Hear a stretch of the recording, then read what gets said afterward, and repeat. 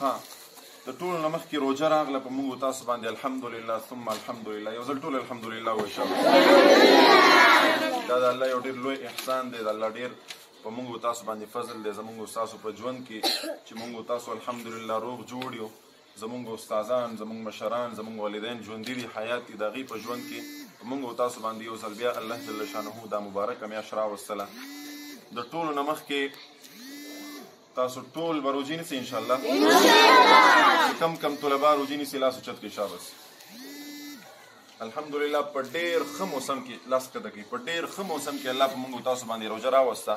دا کم عمره چې کم ماشومان دي دوی ته زما خواست دی چې روژې ونیسئ او د کمو طلباو چې موږ سره په مدرسه کې دی او 10 کاله عمر دی او روژه یې نه ونیولې ګوره خیر بیانوي ښه 10 کاله چې د چا عمر دی روژې نیسئ دا یاد وساتئ ښه 10 کاله 11 کاله 12 کاله روژې نیسئ چې اوس نه تاسو پې عادت شئ او 12 کلن چې کوم هلکان دي ځان به نه پټوئ ګورئ ښه په تاسو باندې روژې فرض دي فرض څه فرض دي در باندې ښه او دا فرض حکم دی خبرې را نږدېږي زه تاسو سره راځم دې طرف ته چې ګوره روژه راغله په دې روژه کې به د نیکو اعمالو کوشش کوو ښه نیک اعمال څه دي دې روژه کې د قرآن عظیم الشان تلاوت به کوئ صحیح ده که نه الحمدلله هسې هم تاسو دلته موږ سره ناستې کوئ دویمه خبره ده چې عام حالتونو کې موږ تاسو د قرآن ختم کوو هغه د قرآن ختم دی او یو ختم دی په ناظره باندې په رمضان المبارک کې چې څوک د قرآن عظیم الشان یو ختم وکړي دغسې په ناظره باندې نو دا داسې دی لکه په عام ورځو کې چې د اویا ختمونه وکړي سبحان الله څومره غټ پیکیج دی د الله جل شانه د طرف نه تاسو یو ختم په رمضان المبارک کې دغسې وکړئ ورته ګورئ په خوند باندې تلاوت کوئ منډې پکې مه وهئ عزتونه پکې مه لګوئ په خوند باندې د قرآن تلاوت کوئ نو دا داسې ده لکه تاسو چې اویا ختمونه کړي تاسو خلکو ته ویلی شئ ښه باقاعده دا ویلی شئ چې ما اویا ختمونه په رمضان کې کړي دغه رنګې که دوه دې وکړل نو 140 او داسې ورپسې ورځه نو انشاءالله العظیم ډېر زیات هم نه چې پکې منډې وي په تلاوت باندې خپل نه پوهېږي د تلاوت حق نشي ادا کولی منډې به پکې نه وهئ کم از کم 3 د ناظري ختمونه به کوو انشاءالله که نه اولني 10 ورځو کې دویم 10 ورځو کې او دریم 10 ورځو کې به انشاءالله 3 د ناظري ختمونه ټول کوو انشاءالله ها دویمه خبره ده د منځونو پابندي عام ورځو کې د انسان نه کمی کوتاهي کېږي رمضان المبارک کې به کمی کوتاهي نه کوي ټول منځونه به د جمع سره کوي انشاءالله دا د اوس نه عهد ځان سره وکړي کوو به انشاءالله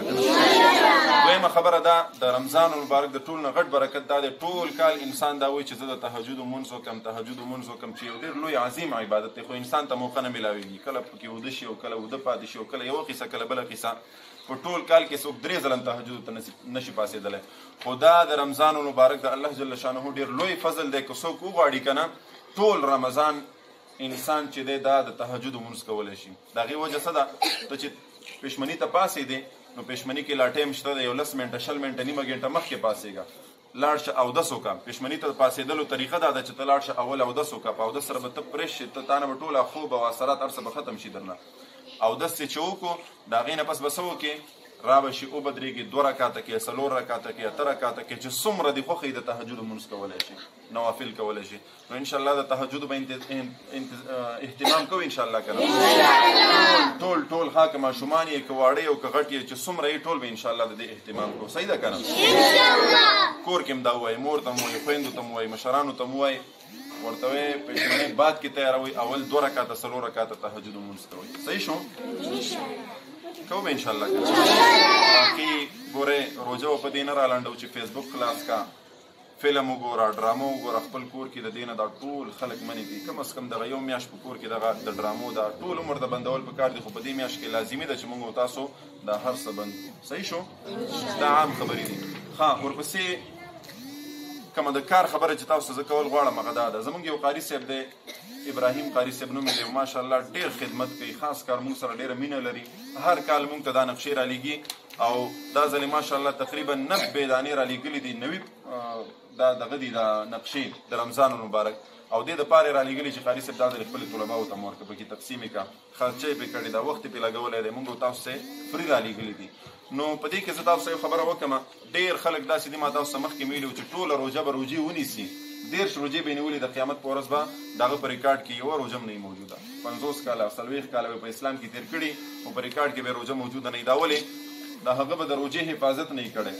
روژه به یې په خپل وخت باندې نیولې نه وي په خپل وخت به یې ماته کړې نه وي ډېر خلک داسې شته زموږ ستاسو مشران زموږ ستاسو کورونو کې دا غضب دی چې د پېشمني وخت دې ته نه معلوم چې څه ټایم پېشمنۍ شروع کېږي او څه ټایم ختمېږي. پېشمنۍ دې په څه باندې بندوي؟ په اذان باندې. مؤذن صاحب چې ودرېږي الله اکبر الله اکبر، او ډېر خلک تاسو به داسې هم لیدلي چې هغې د اذان تر ختمېدو پورې خوراکي ویلی پکې لا اله الا الله نه دی ویلی، څوک پکې لا وایي حي علی الصلاة او حي علی الفلاح پکې لا نه دی ویلی. داسې خلک شته دی ښه. نو الله یې د دې په حال باندې رحم وکړي، د دغسې خلکو روجې نه کېږي. ګورئ دا نقشه ده د علماو چې دی دا مقرر کړې ده، دا اوس د پېښور دپاره ده، د هرې ضلعې دپاره د هر ځای دپاره خپله خپله نقشه ده. دا نقشې به زه په تاسو باندې اوس تقسیموم، دا به ځان سره کور ته ویسئ. نن چې دی 11 تاریخ، سبا 12 تاریخ، دلته به ګورئ دلته کې د روژه ماتي درته خپل وښودلی دی، د پېشمني درته خپل وښودلی دی. تاسو به ملایانو ته نه ګورئ چې ملایان څه ټایم اذان کوي او څه ټایم یې نه کوي، هغې ته به نه ګورئ. تاسو به دلته ګورئ چې کله مطلب ګورئ دلته کې په 12 تاریخ باندې چې کوم سبانۍ چې کوم پېشمنۍ به بندېږي که نه، نو هغې د 15 بجې ټایم یې ورکړی دی، پوره 15 بجې. نو تاسو به 10 منټه کم 15 منټه کم 15 بجې به تاسو څه کوئ؟ پېشمنۍ به بندوئ د سهار. صحیح شو؟ دغه رنګې سبانۍ چې کوم روژه ماتې دی زموږ ستاسو، هغه په 6 بجې او 20 منټه باندې دی. خبره ورسېدی که نه؟ 20 باندې 6 بجې چې شوې، که چا اذان کړی و که نه یو کړی، تاسو خپل روژه ماتې کولی شئ. په دې باندې به تاسو خپل مور او پلار ټول پوه کړئ، خپل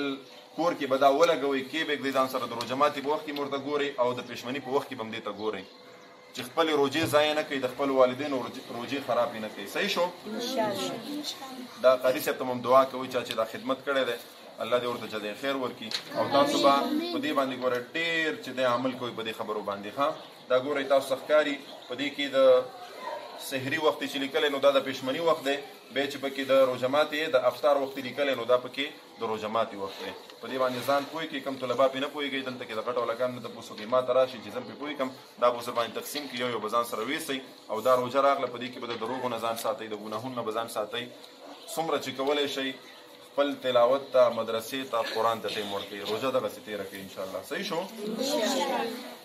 او واړه ماشومان چې څومره دي تاسو ټول د روژو اهتمام وکړئ، روژې ونیسئ. الله یې د عمل کولو توفیق را نصیب کړي. دویمه خبره دا زما خو مره انتهایي درد کوي.